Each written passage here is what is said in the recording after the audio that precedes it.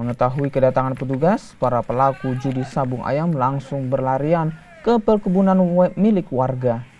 Beberapa di antaranya bahkan berusaha bersembunyi di atap rumah. Tak butuh waktu lama, petugas akhirnya menangkap 7 orang pelaku berikut barang bukti uang tunai, 15 ekor ayam aduan, 20 buah pisau taji, dan 2 unit sepeda motor. Kasat Reskrim Polres Toraja Utara AKP Harjoko mengatakan penggerebekan judi sabung ayam akan terus dilakukan di masa pandemi untuk menghindari kerumunan warga.